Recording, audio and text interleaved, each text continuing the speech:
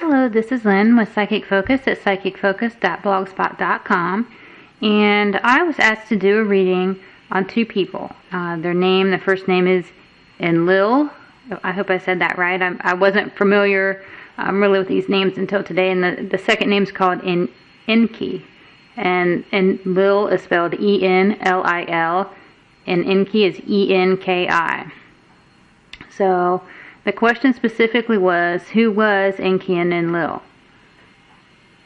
What was their role, if any, in creating humans on Earth? Is Enlil blocking our knowledge of the things that we know today? The first thing I got when I focused on them is there was something off with their names. I get that these gods or aliens did exist. They came to Earth, but the names feel like a placeholder. And that they were either said differently, spelled differently, or maybe the name itself existed in tones that our human vocal cords couldn't say, and that's how we interpreted their names. So I get that even their current name, there's some modification or something that's not quite right. I get they came to Earth after humans were already here. I see an image of them communicating mentally with humans. I cannot see that they created humans, but there's definitely a connectedness with their consciousness, as if in some way they, referring to Enki and Enlil, and the humans, were all connected in a spiritual, psychic, subconscious level. I see that Enki and Enlil came to Earth to lay claim to portions of it.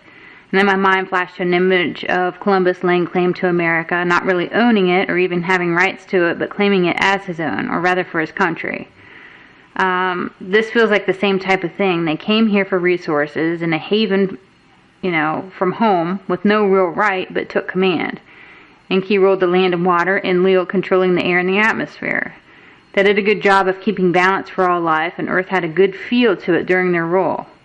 And then I get that something happened and it tilted the scale. The balance of the energy became off, whether it was jealousy, control, competition. I see that the weather was affected, and therefore life was affected too. I see air infiltrating the Earth, like a downspin of air causing huge waves in the water and winds damaging Earth. I also see the Earth and water trying to infiltrate the air in the form of volcanoes and flooding. The imbalance was hostile, angry, and detrimental to Earth overall. As I see this hostile environment, I get that there was a debate about the humans that were here.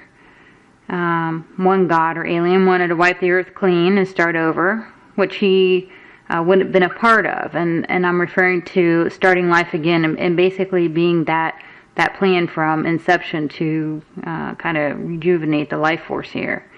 And the other god or alien wanted to save Earth and felt that with the guidance or interference of humans could be redirected, they needed some kind of enlightenment or energy come over them that would increase the density of vibration that we live in, that all would be better. The battle between these two gods or aliens lasted a long time until someone else came in and intervened. I'm looking at Orion's belt, and I want to say Zeus. I get this powerful, strong god or alien, and they were both forced to retreat by Zeus and some small army that followed him. There's also an importance of the sun, or a god affiliated with the sun, that was very influential in this peaceful retreat as well. I couldn't get a clear picture on that. I just kept seeing the sun, and I felt that there was a major relevance to that. After the retreat, Earth regained balance and life resumed. There's a lot of loss of life, but those that survived were strong, and the repopulation began to occur. Kind of the second part of the question was, is Enlil blocking our knowledge of things that we know today? And I do get that we're being blocked, but my bigger question is why? I get it has to do with the punishment of not being wiped out and allowing a fresh start of a new type of human. We were unruly and in Enlil's eyes destroying Earth. We evolved from being submissive to more analytical. We were evolving in a way that was not approved. Since they were forced into retreat, the way to punish humans is to block them from the truth. It stunts their spiritual growth. It is possible to spiritually grow, but it's harder. And then I get an image of walking through mud. Like that's the level of difficulty or what it feels like for some people on their spiritual journey. And that was all that I have for this reading. Again, this is Lynn with Psychic Focus at psychicfocus.blogspot.com. Thank you.